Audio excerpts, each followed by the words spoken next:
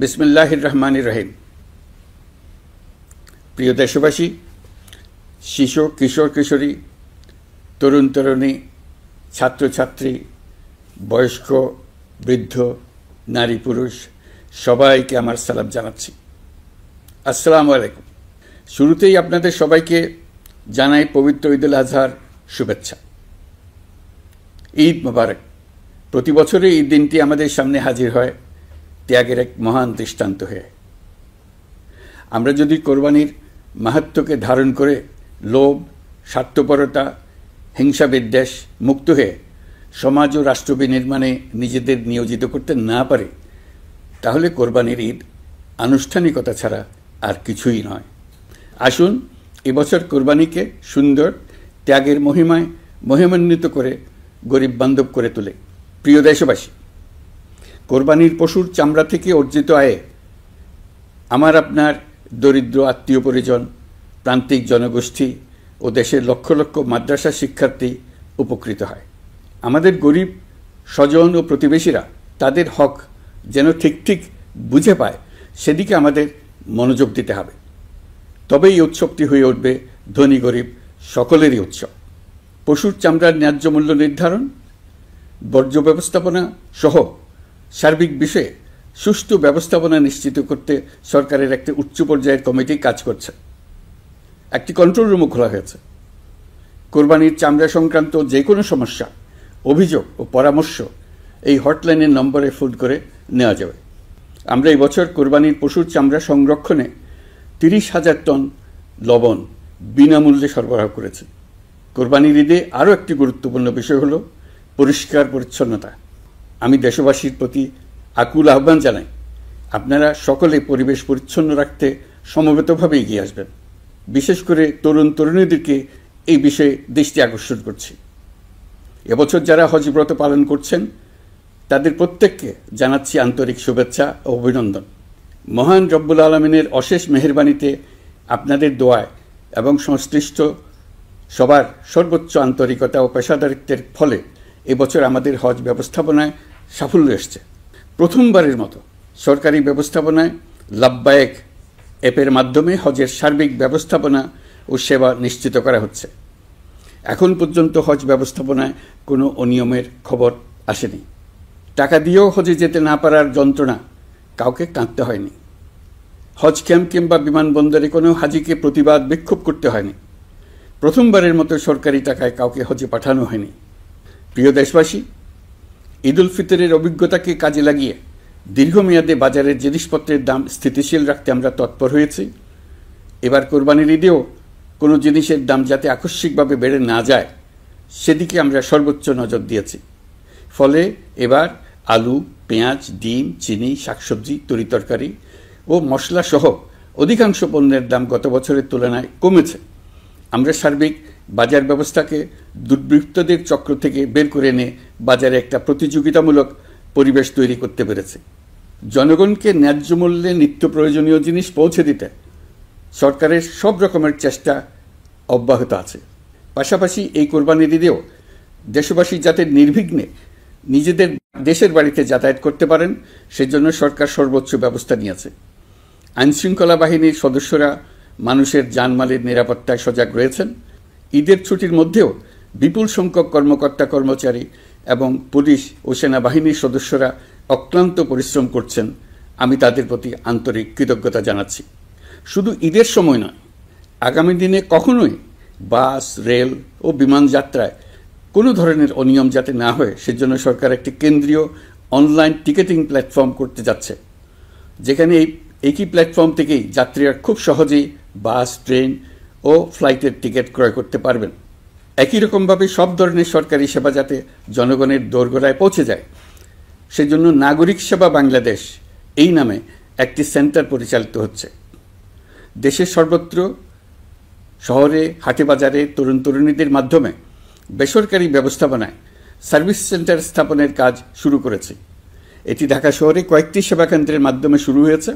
প্রশিক্ষণপ্রাপ্ত স্থানীয় তরুণ উদ্যোক্তারা নাগরিক সেবা কেন্দ্র থেকে সাধারণ নাগরিকদের এনআইডি, পাসপোর্ট, লাইসেন্স, পুলিশের কাছে জিডি করা, কর ফাইলিং করা সহ বিভিন্ন সরকারি ডিজিটাল সেবা দেবেন।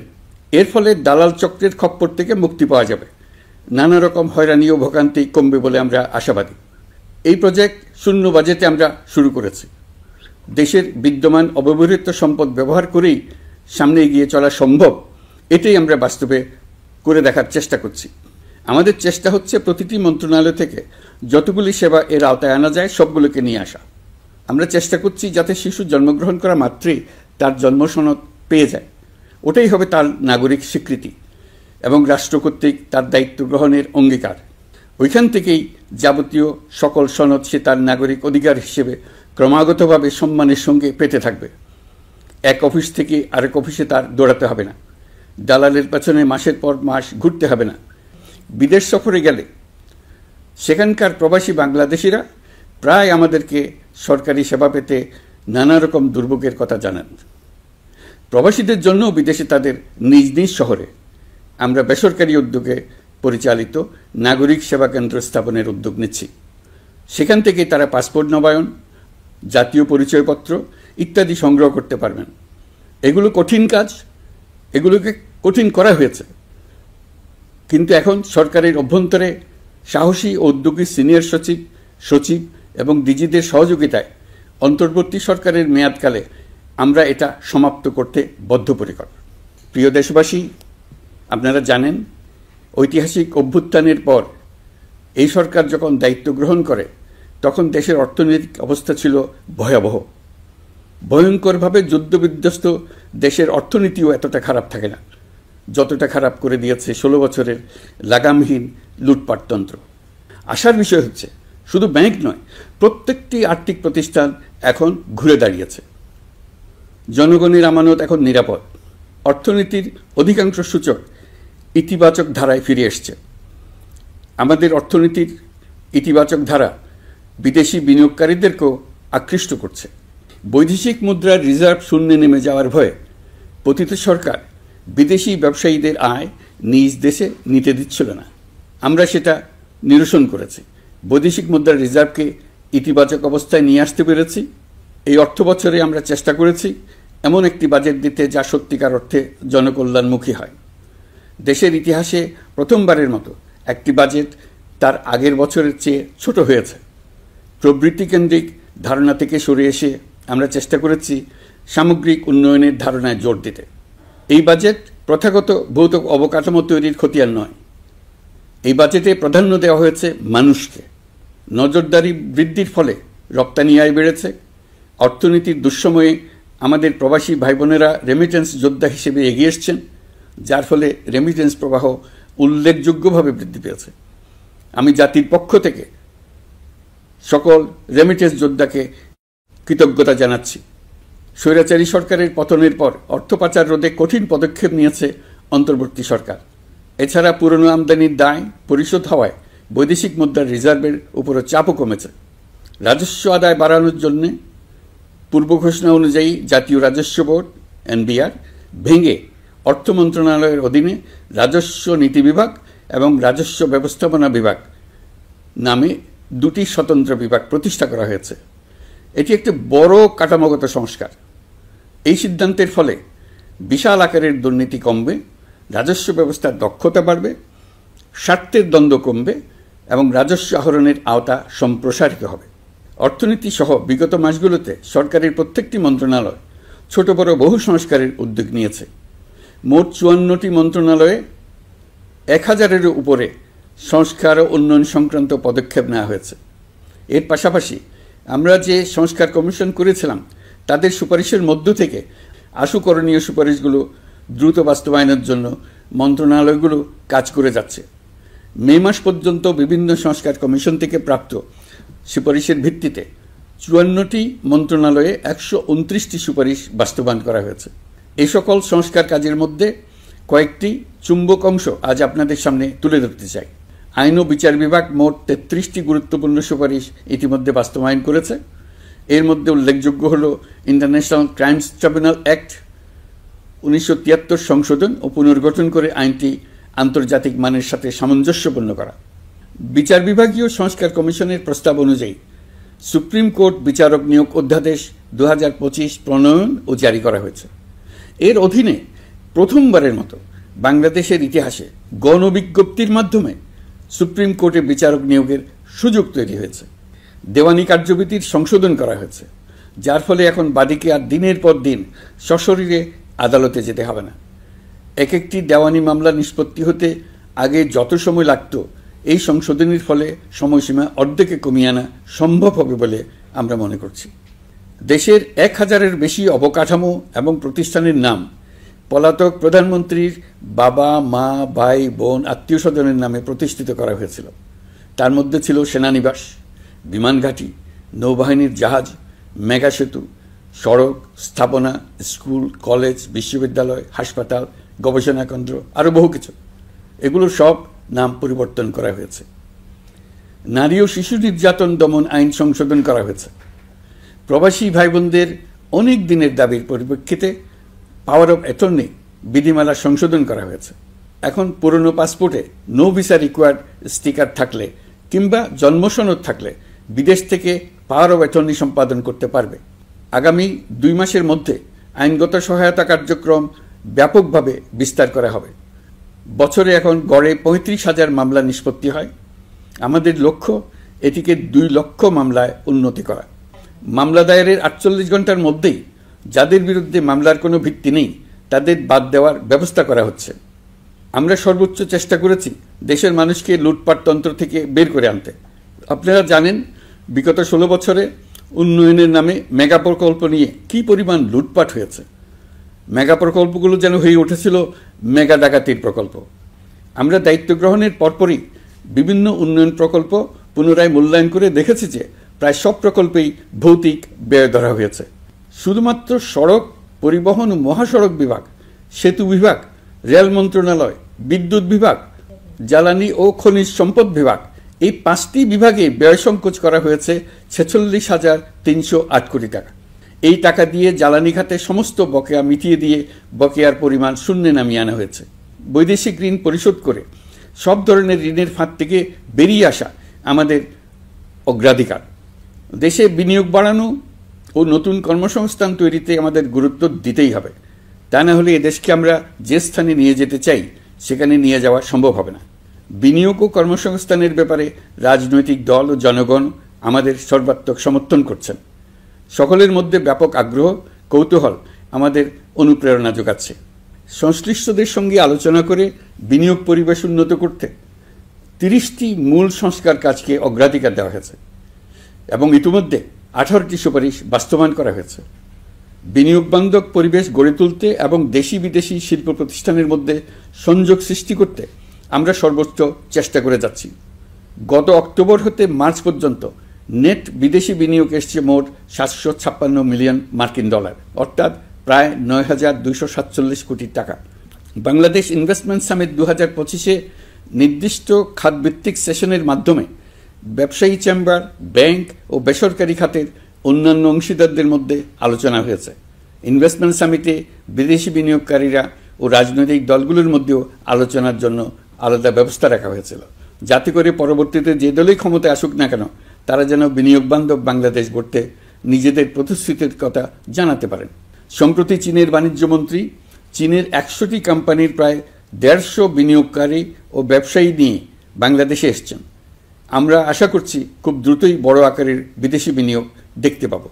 সম্প্রতি আমি চীন, কাতার, জাপান সহ কয়েকটি দেশ সফর করেছি। এসব সফরেও বিভিন্ন বৈঠকে বাংলাদেশের অর্থনৈতিক সম্ভাবনা অগ্রগতির কথা তুলে ধরেছে। দ্বিপাক্ষিক বাণিজ্য বিনিয়োগের বিষয়ে ফলপ্রসূ আলোচনা হয়েছে। আরও বেশি সংখ্যক বাংলাদেশি যাতে বিদেশে কর্মসংস্থানের সুযোগ পায় সে চেষ্টা করেছে। বাংলাদেশে কাতারি বিনিয়োগকারীদের জন্য একটি বিশেষ অর্থনৈতিক অঞ্চল গড়ে তোলার বিষয়ে আমাদের মধ্যে আলোচনা হয়েছে। বাংলাদেশের লাখো লাখো ছেলেমেয়েরা মাদ্রাসায় পড়াশোনা করে, তাদের জন্য প্রযুক্তি শিক্ষা ও বিদেশি ভাষা শিক্ষা চালু করতে আমরা কাতার চ্যারিটির সাহায্য চেয়েছি। গত মাসে আমি জাপান সফরে গিয়েছিলাম। এই সফরে জাপানের প্রধানমন্ত্রী বাংলাদেশকে বাজেট সহায়তা ও রেলপথ উন্নয়নের জন্য $1 বিলিয়ন মার্কিন ডলারের ঋণ ঘোষণা করেছেন। দ্বিপাক্ষিক 3টি চুক্তিপত্র বিনিময় হয়েছে। এই সফরে দুই দেশের মধ্যে অর্থনৈতিক বিনিয়োগ ও অন্যান্য সহযোগিতার ক্ষেত্রে 6টি সমঝোতা স্মারক অর্থাৎ MOU স্বাক্ষর হয়েছে। বাংলাদেশের কর্মশক্তির দক্ষতা বৃদ্ধি এবং জাপানে তাদের কর্মসংস্থান সহজতর করার লক্ষ্যে জাপানের সঙ্গে আমরা 2টি সমঝোতা স্মারকে স্বাক্ষর করেছি। জাপানের শ্রমিক সংকট রয়েছে, আমরা আগামী 5 বছরে জাপানে 1 লক্ষ কর্মী পাঠানোর চুক্তি সই করেছি। এর চাইতে আরও বেশি শ্রমিক ক্রমাগতভাবে পাঠানোর আয়োজন করে এসছে। প্রিয় দেশবাসী, 1971 সালে বাংলাদেশ স্বাধীন হওয়ার পর অর্থনৈতিকভাবে আমাদের যে উন্নতির শিখরে থাকার কথা ছিল, বিশ্বের কাছে মাথা উঁচু করে দাঁড়াবার কথা ছিল, সেই উচ্চতায় আমরা পৌঁছতে পারিনি। আমরা চাই বাংলাদেশ দক্ষিণ এশিয়ার অর্থনৈতিক প্রাণকেন্দ্র হিসেবে প্রতিষ্ঠিত হোক। এই কারণে বিনিয়োগ পরিষেবার উন্নয়নের পাশাপাশি বন্দরের সক্ষমতা বাড়াতে উদ্যোগ নিয়েছি। এটা করা সম্ভব না হলে দেশের কোটি কোটি মানুষের বেকারত্ব ঘুচবে না, অর্থনৈতিক সংকট রয়েই যাবে। চট্টগ্রাম বন্দর নিয়ে অনেকের মধ্যে কৌতূহল তৈরি হয়েছে। মাঝে মাঝে এমন কথাও শুনেছি যে এই বন্দর বিদেশিদেরকে নাকি দিয়ে দেওয়া হচ্ছে। আমি আগেও জানিয়েছি, চট্টগ্রাম বন্দর হলো বাংলাদেশের অর্থনীতির হৃৎপিণ্ড। বর্তমানে এই হৃৎপিণ্ড অতি দুর্বল। এখন যে অবস্থায় আছে সেই অবস্থায় তাকে রেখে দিলে আমাদের অর্থনীতিকে সামনে এগিয়ে নিয়ে যাওয়া সম্ভব হবে না। এই হৃৎপিণ্ডকে বড় করতে হবে, মজবুত করতে হবে, সুঠাম করতে হবে। তা করতে হলে বহু উদ্যোগ গ্রহণ করতে হবে, অভিজ্ঞদের সাহায্য লাগবে। আমরা যাদের সঙ্গে যোগাযোগ করেছি তারা বন্দর ব্যবস্থাপনায় বিশ্বের সেরা, সবচেয়ে অভিজ্ঞ। তারা ইউরোপ, কানাডা, অস্ট্রেলিয়া, চীন, দক্ষিণ কোরিয়া, ভারত, পাকিস্তান, তুরস্ক, মধ্যপ্রাচ্য ও আফ্রিকা সহ বিশ্বজুড়ে বন্দর পরিচালনা করে। তাদের কাজ বন্দর ব্যবস্থাপনা। আমাদের লক্ষ্য হলো বন্দর ব্যবস্থাপনার কাজ যত তাড়াতাড়ি সম্ভব তাদের কাছ থেকে শিখে নাও। আমি গ্যারান্টি দিয়ে বলতে পারি, যদি 31 সালের মধ্যে আমরা বন্দরের কাজ শিখে ফেলি, এর পরবর্তী 5 বছরে অর্থাৎ 36 সালের মধ্যে পৃথিবীর যত দেশে যত বন্দর এই কোম্পানিগুলো চালায় তাদের বহু বন্দর এই বাংলাদেশিরাই পরিচালনা করবে। আপনারা যে বন্দরেই পা দেবেন দেখবেন সেখানে বাংলাদেশিরা আছেন। বহু লোকের কর্মসংস্থান হবে, বহু লোকের উপরে ওঠার সুযোগ হবে। তাদের নিজেদের প্রয়োজনেই তারা আমাদের চাকরি দেবে। আগে যে কোনো জাহাজে চড়লে দেখতাম জাহাজের নাবিক চট্টগ্রামের কিংবা সিলেটের। বন্দরের কাজ একবার শিখে নিতে পারলে ভবিষ্যতে আমরা যে বন্দরে যাব না কেন দেখব সেখানে চট্টগ্রাম, নোয়াখালী, সিলেট আর বরিশালের লোক, বাংলাদেশের লোক। আমাদের বন্দর যদি আধুনিক হয় তা শুধু বাংলাদেশের অর্থনীতিতেই ভূমিকা রাখবে না, বরং আমরা নেপাল, ভুটান সহ পার্শ্ববর্তী সকল দেশের অর্থনীতিতে ইতিবাচক ভূমিকা রাখতে সক্ষম হব। এই বন্দরই হবে অঞ্চলের অর্থনীতির সমৃদ্ধির চাবিকাঠি। কুমিরা থেকে টেকনাফ পর্যন্ত নানা বন্দরের কর্মচাঞ্চল্যে সমগ্র উপকূল অঞ্চল দক্ষিণ এশিয়ার একটি গুরুত্বপূর্ণ অর্থনৈতিক প্রাণকেন্দ্র হিসেবে প্রতিষ্ঠিত হবে। এই পুরো অঞ্চলে অনেকগুলো শিল্পাঞ্চল গড়ে উঠবে শুধু সমুদ্রের সান্নিধ্য এবং তার ব্যবহারের দক্ষতার কারণে। তার সঙ্গে গড়ে উঠবে আরেকটি নতুন শিল্প, আধুনিক পদ্ধতিতে সমুদ্রে মাছ পালন, আহরণ ও প্রক্রিয়াজাতকরণের শিল্প। এটি আরেকটি নতুন জগৎ সৃষ্টি করবে। এই ব্যাপারে আমরা আমাদের বন্ধু দেশগুলোর সঙ্গে আলোচনা শুরু করেছি এবং তারা উৎসাহ সহকারে সাড়া দিয়েছেন। বন্দর ব্যবস্থাপনার জন্য আমরা যাদেরকে আনছি তারা পৃথিবীর যেসব দেশে কাজ করে সেসব কোনো দেশেরই সার্বভৌমত্ব, জাতীয় নিরাপত্তা হুমকির মুখে পড়েনি। আমি দেশবাসীর প্রতি আহ্বান জানাই, আপনারা নিজেদেরকে ভিত্তিহীন বিরোধিতা এবং অপপ্রচারের শিকার হতে দেবেন না। অন্তর্বর্তীকালীন সরকারের বন্দর ব্যবস্থাপনার উদ্যোগে আপনাদের দৃঢ় সমর্থন অব্যাহত রাখুন। যারা বিরোধিতা করছে তাদের প্রতিহত করুন। আপনারা জানেন আমাদের দেশে এখন 12 লক্ষ রোহিঙ্গা বসবাস করছে। প্রায় 1 লাখ রোহিঙ্গা এসছে 2023 সাল থেকে 2024 সালের সেপ্টেম্বর সময়কালে, যখন রাখাইন রাজ্যে ব্যাপক যুদ্ধাবস্থা বিরাজ করছিল। সেখানে চলমান সংঘাত ও মানবিক পরিস্থিতির কারণে এখনও অনেকে আসতে চেষ্টা করছেন।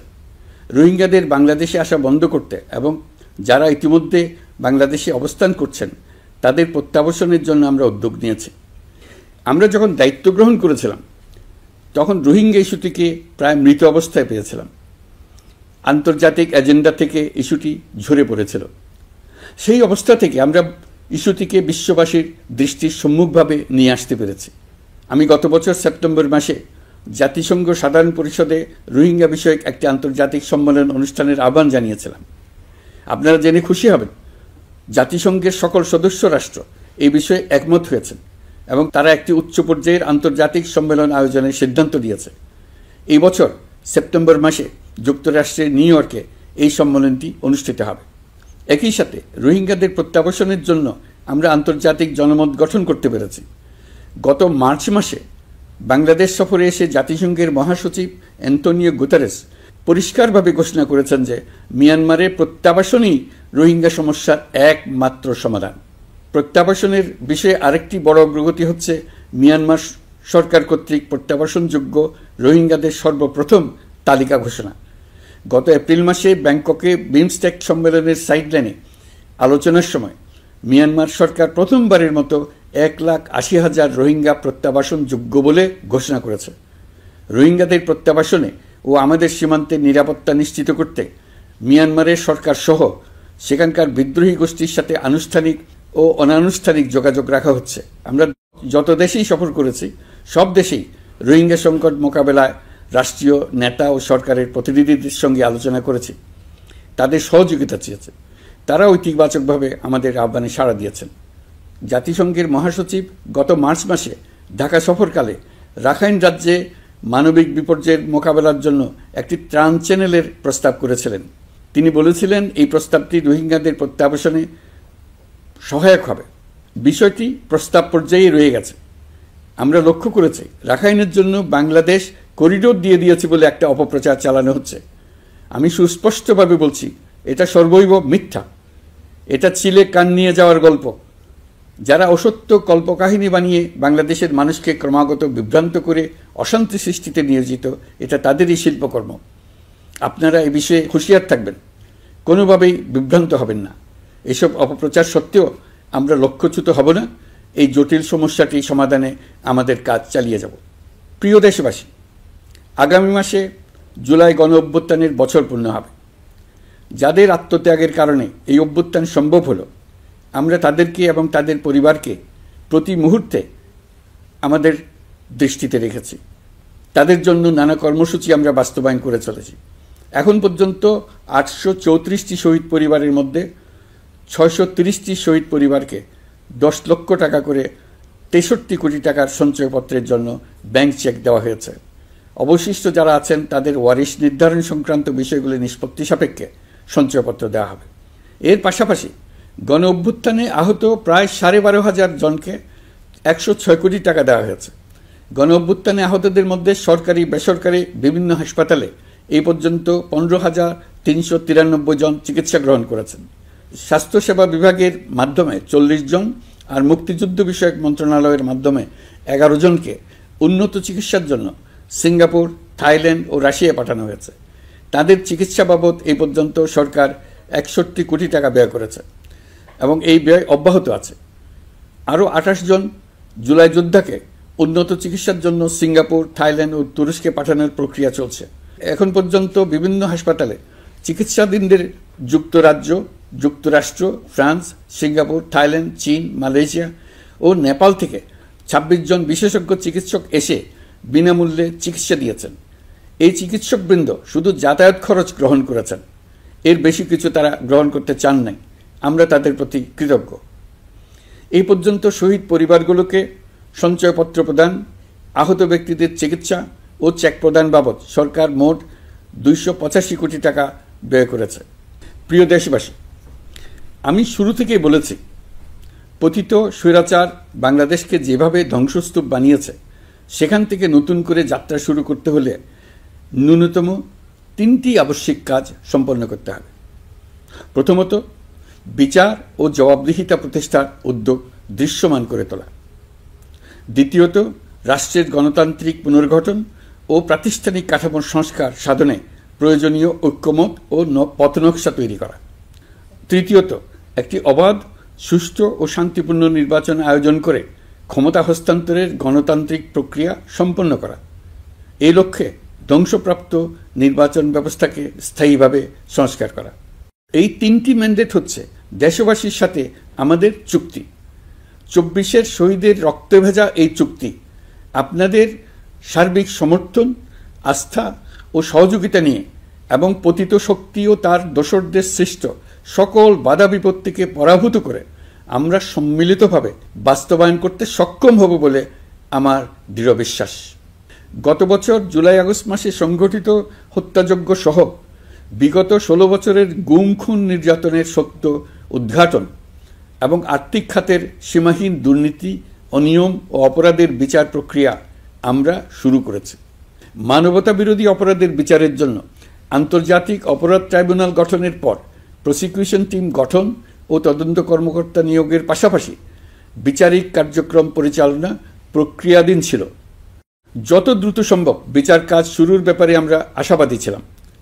আপনারা জানেন, জুলাইয়ে সংঘটিত হত্যাযজ্ঞের বিচার ইতোমধ্যে শুরু হয়ে গেছে। বিচার কাজ যেন দ্রুত গতিতে সম্পন্ন হয় সেজন্য সরকারের পক্ষ থেকে যত রকম সহযোগিতা প্রয়োজন আমরা তা দিচ্ছি। বিচারের জন্য আন্তর্জাতিক অপরাধ ট্রাইব্যুনালের এজলাস কক্ষ ডিজিটাল প্রযুক্তিতে সমৃদ্ধ করা হয়েছে।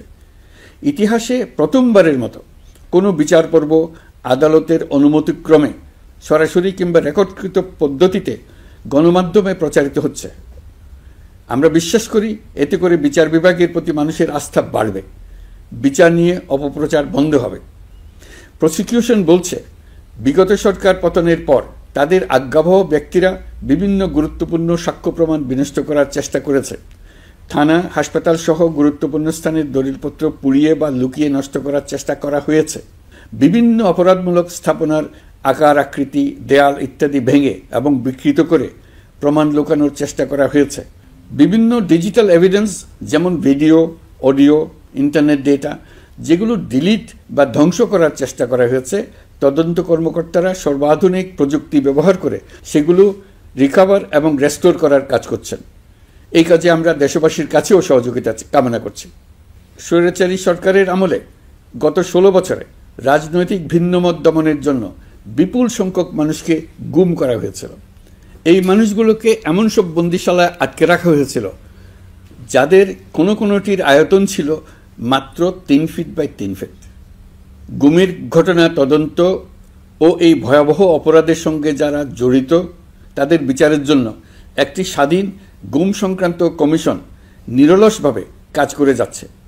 তারা গুমের এমন রোমহর্ষক ঘটনা আবিষ্কার করেছে যা নিষ্ঠুরতার চূড়ান্ত সীমা ছাড়িয়ে গেছে।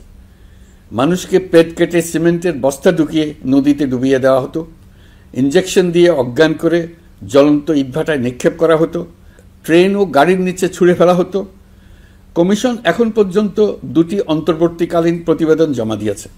তারা এখনও প্রতিনিয়ত নতুন অভিযোগ পাচ্ছে।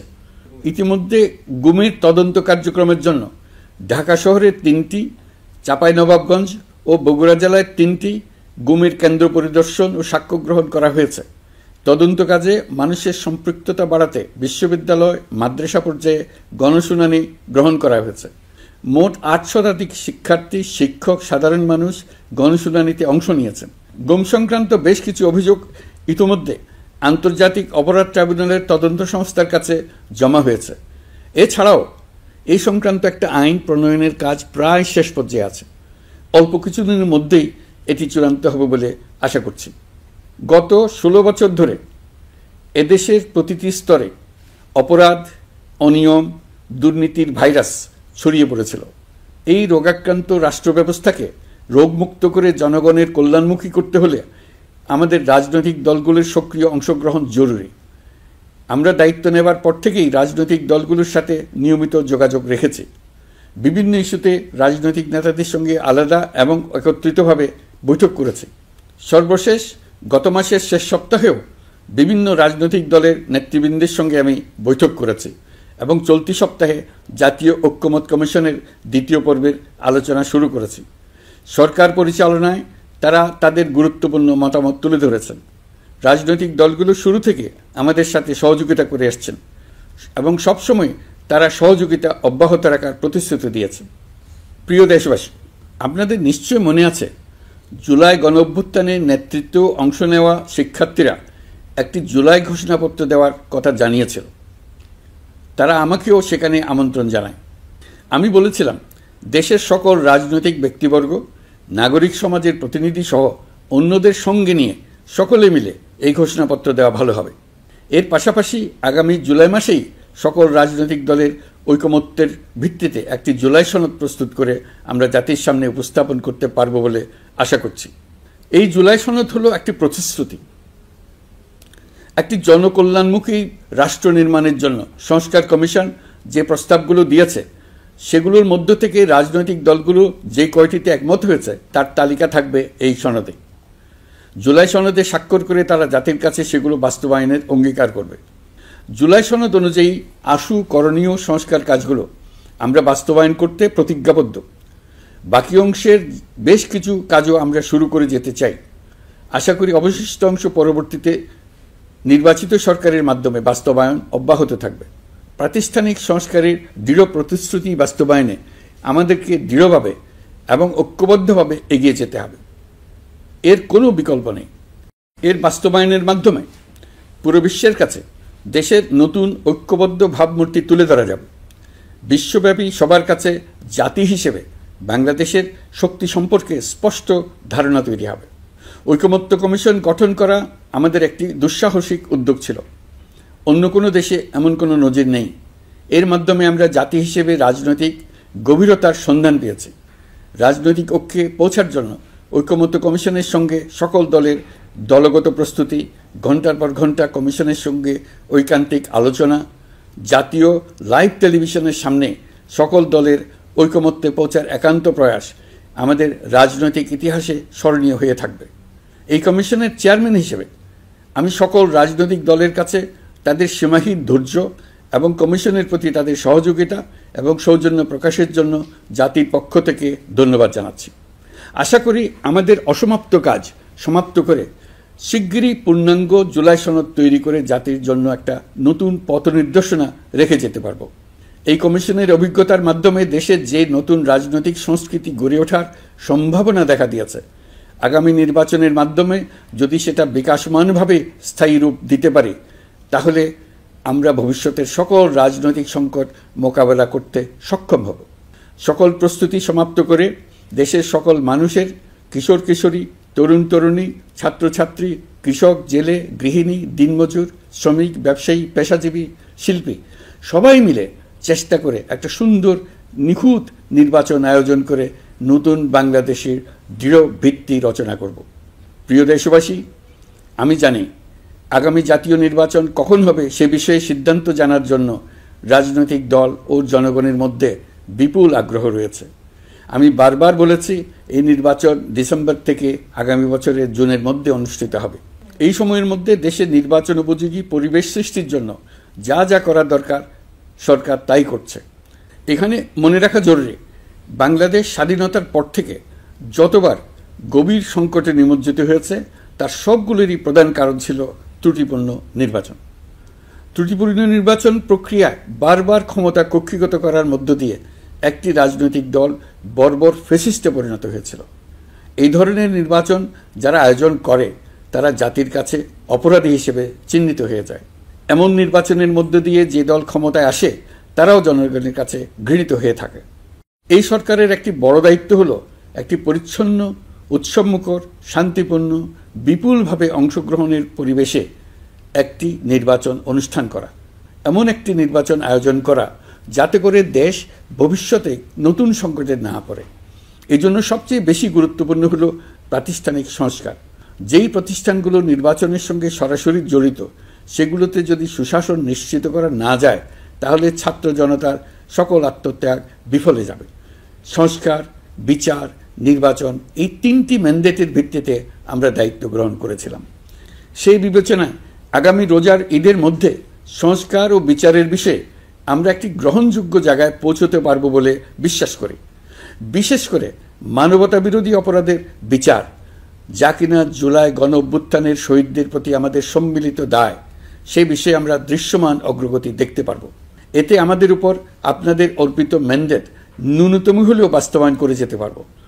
সেই বিবেচনায় ও ইতিহাসে সবচেয়ে অবাধ, সুষ্ঠু, প্রতিদ্বন্দ্বিতামূলক ও গ্রহণযোগ্য নির্বাচন আয়োজনের জন্য সকল পক্ষের সঙ্গে আমরা আলোচনা করেছি। পাশাপাশি বিচার, সংস্কার ও নির্বাচন সংক্রান্ত চলমান সংস্কার কার্যক্রম পর্যালোচনা করে আমি আজ দেশবাসীর কাছে ঘোষণা করছি যে আগামী জাতীয় নির্বাচন 2026 সালের এপ্রিলের প্রথমার্ধের যে কোনো একটি দিনে অনুষ্ঠিত হবে। এই ঘোষণার ভিত্তিতে নির্বাচন কমিশন উপযুক্ত সময়ে আপনাদের কাছে নির্বাচনের বিস্তারিত রোডম্যাপ প্রদান করবে। আমরা এমন নির্বাচন চাই যা দেখে অভ্যুত্থানের শহীদদের আত্মা তৃপ্তি পাবে, তাদের আত্মা শান্তি পাবে। আমরা চাই আগামী নির্বাচনে সবচেয়ে বেশি ভোটার, সবচেয়ে বেশি প্রার্থী ও দল অংশ নেক। এটা সবচেয়ে অবাধ, সুষ্ঠু ও নিরপেক্ষ নির্বাচন হিসেবে জাতির কাছে স্মরণীয় হয়ে থাকুক। 1.5 যুগ পরে দেশে সত্যিকারের একটি জনপ্রতিনিধিত্বশীল সংসদ গঠিত হবে। বিপুল তরুণ গোষ্ঠী এবার জীবনে প্রথম ভোট দেওয়ার সুযোগ পাবে। এসব লক্ষ্যে প্রয়োজনীয় সকল পদক্ষেপ নেওয়ার জন্য আমরা জাতির কাছে অঙ্গীকারবদ্ধ। আমি দেশবাসীর প্রতি আহ্বান জানাই, আপনারা সকল রাজনৈতিক দল এবং আপনাদের এলাকার প্রার্থীদের কাছ থেকে সুনির্দিষ্ট অঙ্গীকার আদায় করে নেবেন, যেন আগামী সংসদের প্রথম অধিবেশনেই যেসব সংস্কারের প্রশ্নে ঐকমত্য অর্জিত হয়েছে তা কোনো প্রকার কাটাছেঁড়া ছাড়াই যেন তারা অনুমোদন করেন। আপনারা ওয়াদা আদায় করে নেবেন যে তারা বাংলাদেশের স্বাধীনতা, সার্বভৌমত্ব, আঞ্চলিক অখণ্ডতা এবং জাতীয় মর্যাদার প্রশ্নে কখনো কোনো প্রকার আপোষ করবেন না এবং দেশের বাইরের কোনো শক্তির কাছে দেশের স্বার্থ বিকিয়ে দেবেন না। আপনারা তাদের কাছে সুনির্দিষ্ট প্রতিশ্রুতি আদায় করে নেবেন এই মর্মে যে তারা কখনোই কোনো অবস্থাতেই আপনাদের গণতান্ত্রিক অধিকার ও মানবিক মর্যাদার ক্ষুণ্ণ করবেন না। আপনারা তাদের কাছে অঙ্গীকার আদায় করে নেবেন যে তারা সম্পূর্ণ সততা ও স্বচ্ছতার সাথে দেশ পরিচালনা করবেন এবং সকল প্রকার দুর্নীতি, দলীয়করণ, টেন্ডারবাজি, সিন্ডিকেটবাজি, চাঁদাবাজি, সন্ত্রাসী কর্মকাণ্ড ইত্যাদি গণবিরোধী কাজ থেকে নিজেদেরকে সম্পূর্ণভাবে মুক্ত রাখবেন। আমি আপনাদের আবারও স্মরণ করিয়ে দিতে চাই যে এবারের নির্বাচন শুধু শান্তিপূর্ণ নির্বাচন করার বিষয় নয়, এটা ছাত্র জনতার অভ্যুত্থানের আকাঙ্ক্ষা নতুন বাংলাদেশ গড়ার নির্বাচন। এই নির্বাচনে পরিচিত দলগুলিই থাকবে, তাদের পরিচিত মার্কাগুলিই থাকবে, কিন্তু ভোটারকে বের করে আনতে হবে যে এই মার্কার পেছনে আপনার কাছে ভোট প্রার্থীরা কে কতটুকু নতুন বাংলাদেশ গড়ার জন্য প্রস্তুত, কে কতটা প্রতিজ্ঞাবদ্ধ। আমরা যারা এই নির্বাচনে ভোটার হব তারা অত্যন্ত সৌভাগ্যবান এবং সৌভাগ্যবতী। আমরা একটা অনন্য ঐতিহাসিক ভূমিকা পালনের সুযোগ ও দায়িত্ব পাচ্ছি। আমরা জাতির নতুন যাত্রাপথ তৈরি করে দেওয়ার দায়িত্ব পাচ্ছি। আমরা নতুন রাজনৈতিক সংস্কৃতি সৃষ্টির মহান সুযোগটা পাচ্ছি। আমাদের সুচিন্তিত ভোটের মাধ্যমে নতুন বাংলাদেশ নির্মিত হবে। শহীদদের রক্তদান সার্থক হবে।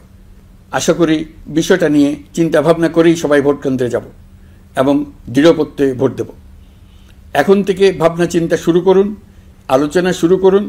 এখন থেকে আপনাদের ভোটের গুরুত্বটা বুঝে নিন। আপনার এবারের ভোটের গুরুত্ব ঐতিহাসিক মানদণ্ডে দেখা হবে। প্রিয় দেশবাসী, আমাদের সবসময় মনে রাখতে হবে পতিত ফ্যাসিবাদ ও তার দেশি বিদেশি দোসররা নতুন বাংলাদেশ গড়ার সম্মিলিত প্রচেষ্টাকে পদে পদে বাধাগ্রস্ত করার চেষ্টা চালিয়ে যাচ্ছে। তারা নানামুখী অপপ্রচারে লিপ্ত। তারা সবসময় চাইবে জুলাই অভ্যুত্থানের মাধ্যমে তৈরি হওয়া জাতীয় ঐক্যের শক্তিকে পরাভূত করতে, গণতান্ত্রিক আকাঙ্ক্ষা বাস্তবায়নের প্রচেষ্টাকে লাইনচ্যুত করতে এবং বাংলাদেশকে পুনরায় করায়ত্ত করতে। আমি আগেও বলেছি, আজ আবারও বলছি, আমরা একটা যুদ্ধ অবস্থায় আছি। এখন আমাদের একতাবদ্ধ থাকতে হবে যে কোনো মূল্যে। পরাজিত শক্তি এবং তাদের সহযোগীরা ওত পেতে বসে আছে আমাদের ছোবল মারার জন্য, আমাদের অগ্রযাত্রাকে রুখে দেওয়ার জন্য। আমরা তাদের কিছুতেই এই সুযোগ দেব না। আসুন আমরা আমাদের সম্মিলিত প্রচেষ্টায় প্রিয় মাতৃভূমির স্বাধীনতা, সার্বভৌমত্ব, আঞ্চলিক অখণ্ডতা ও জাতীয় মর্যাদার বিরুদ্ধে যে কোনো আঘাত প্রতিহত করার উদ্দেশ্যে প্রতিরোধের ঐক্যবদ্ধ সুদৃঢ় প্রাচীর গড়ে তুলি। প্রিয় দেশবাসী, সবাইকে আবার ঈদের শুভেচ্ছা ও সালাম জানাচ্ছি। মহান আল্লাহ আমাদের সহায় হন। আল্লাহ হাফেজ।